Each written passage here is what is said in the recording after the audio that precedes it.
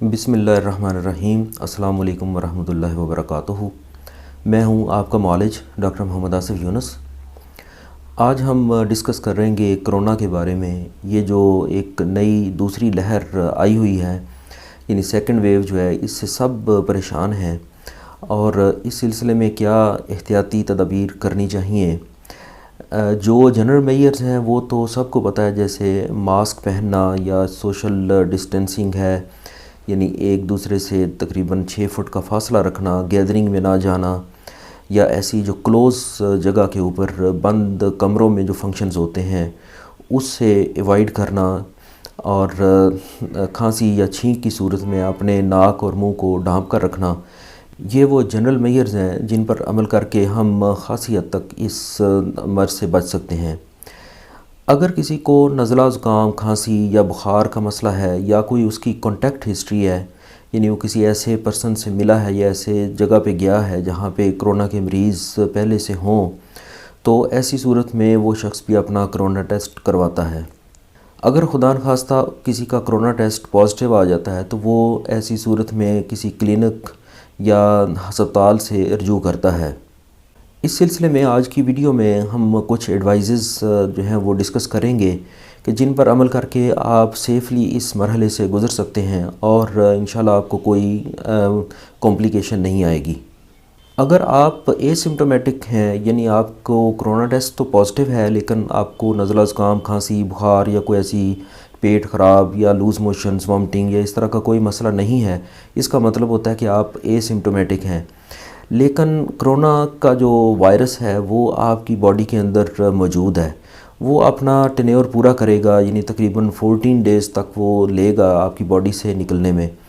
तो ऐसी सूरत में आपको बहुत एहतियात की ज़रूरत है। ज़रा सी बेहतियाती या कोई बदपरहेज़ी आपके अंदर सिम्टम्स प्रोड्यूस कर सकती है। लेकिन अगर आपको नज़ला ज़ुकाम, खांसी या बुखार है या कोई ऐसी अलामतें हैं जैसा कि छाती ख़राब है या कोई ऐसा सांस का मसला है, तो ऐसी सूरत में तो बहुत ज़्यादा एहतियात पहले दिन से ही आपको करनी चाहिए।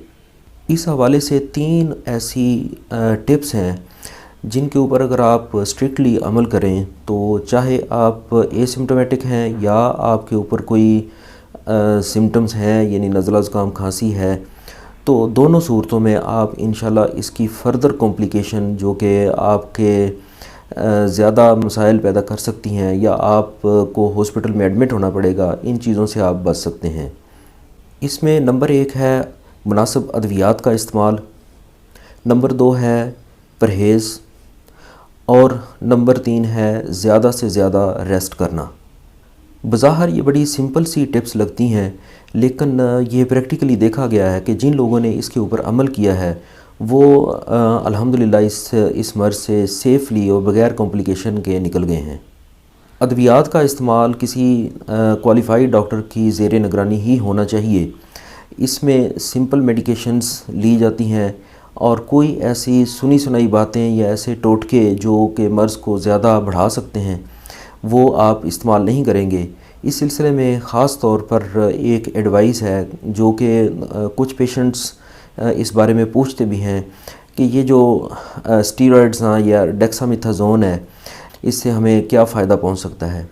इस सिलसिले में एक वजाहत ज़रूरी है कि डेक्सामेथाजोन वो वायरस को नहीं मारती, बल्कि वायरस के नतीजे में या वायरस जब बॉडी में मौजूद होता है तो हमारा इम्यून सिस्टम, हमारी क़ुव्वत मुदाफ़त, ये उस वायरस को जिस्म से बाहर निकालने के लिए एक्टिवेट होती है।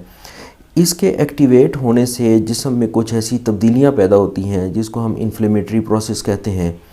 इस रिएक्शन की वजह से हमारे जिस्म के अंदर कुछ ऐसी ख़तरनाक कॉम्प्लिकेशंस पैदा हो जाती हैं जो कि जानलेवा साबित हो सकती हैं। तो ये जो डेक्सामेथाजोन है ये इस तरह से इसको इस्तेमाल करवाया जाता है कि ये उस इन्फ्लेमेटरी प्रोसेस को, यानी जो हमारा क़ुव्वत मुदाफ़त का जो एक बढ़ा हुआ रिस्पॉन्स है, उसको सबसाइड करने में या उससे जो जिस्म को नुकसान पहुंच रहा है उसको बचाने के लिए ये दवाई इस्तेमाल की जाती है। जबकि एक गलत फहमी जो पाई जाती है कि शायद ये डेक्सामेथाजोन से वायरस ख़त्म हो जाता है, और ऐसे में कुछ लोग जो हैं वो ख़ुद से ही इसको ख़रीद कर इस्तेमाल शुरू कर देते हैं। اگر وہ اس کو غیر ضروری طور پر استعمال کریں گے تو وہ بیفور ٹائم اپنے جو امیون سسٹم ہے اس کو سبسائڈ کر دیں گے، یعنی اپنی امیونٹی کو ڈاؤن کر دیں گے۔ تو ایسی صورت میں اگر کوئی کمپلیکیشن نہیں بھی آنی تو وائرس مزید پھیل کر جسم کے اندر مزید کمپلیکیشن پیدا کرے گا۔ اسی طرح سے کچھ مراحل ایسے آتے ہیں کہ ہمارا جو خون کا سسٹم ہے اس میں چھوٹے چھوٹے کلاٹ بننے شروع ہو سکتے ہیں، جیسا کہ ہماری جو سب سے چھوٹی نالیاں ہیں جو کیپلریز ہوتی ہیں اس میں خاص طور پر کلاٹس بنتے ہیں، جس کی وجہ سے سانس چڑھنے کا، ہمارا سانس رکنے کا جو ہے عمل شروع ہو سکتا ہے۔ ایسی صورت میں جو ڈاکٹرز ہیں وہ لو ڈوز ایسپرین یا کسی مرحلے پہ ہیپرین وغیرہ استعمال کروا سکتے ہیں۔ تو یہ ڈاکٹر کی ایڈوائس کے مطابق استعمال کرنا چاہیے، نہ کہ خود سے یا لوگوں کی طرف سے سنی سنائی باتوں پہ اس کو استعمال کیا جائے۔ دوسری جو چیز ہے وہ ہے پرہیز۔ یہ ایک بہت ہی زبردست اس میں ایک ٹپ ہے کہ آپ مثال کے طور پہ آج کل کے جو موسم ہے اس کے حساب سے ٹھنڈی چیز کا استعمال نہیں کریں، ترشی کا استعمال نہیں کریں، مرچ مسالے کا استعمال نہیں کریں، بلکہ آپ زود ہضم غذا کا استعمال کریں۔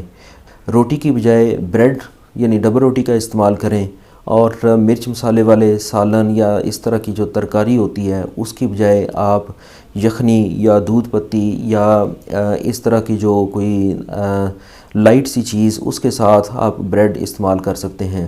نرم سی کھچڑی بنا کے آپ استعمال کر سکتے ہیں۔ اس کے علاوہ دلیا ہے، جو کا دلیا ہے یا ساگودانہ کی کھیر ہے، ایسی چیزیں آپ لائٹ اور زیادہ ٹائم بے شک آپ استعمال کریں لیکن تھوڑی خوراک لیں۔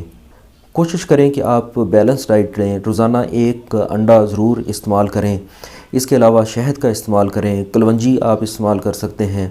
اس کے علاوہ مختلف قسم کے وائٹامنز ہیں یا وائٹامنز کی جو بنی ہوئی ٹیبلٹس ہیں وہ آپ استعمال ضرور کریں۔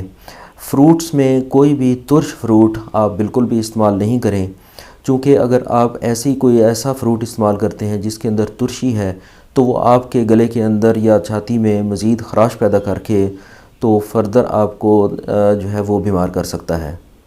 تیسرے نمبر پہ جو ٹپ ہے وہ ہے زیادہ سے زیادہ ریسٹ کرنا۔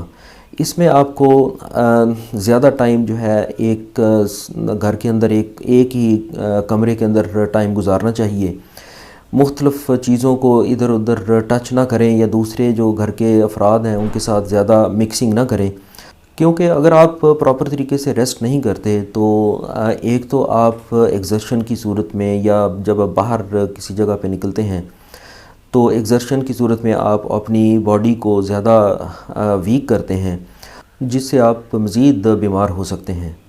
اگر خدا نخواستہ بخار بہت تیز ہوتا ہے یا آپ کو سانس کی تکلیف ہوتی ہے یا لوز موشن یا وامٹنگ کا مسئلہ بنتا ہے یا اسی طرح کی کوئی اور کمپلیکیشن آتی ہے تو ایسی صورت میں آپ ہاسپٹل سے ضرور رجوع کریں۔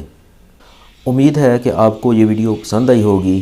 میرے چینل کو سبسکرائب کریں اور ساتھ اپیئر ہونے والے بیل آئیکن کو ضرور پریس کریں تاکہ آپ کو ہر نئی آنے والی ویڈیو کا نوٹیفیکیشن مل سکے۔ چینل کو لائک کریں، شیئر کریں۔ اجازت دیجیے، اللہ حافظ۔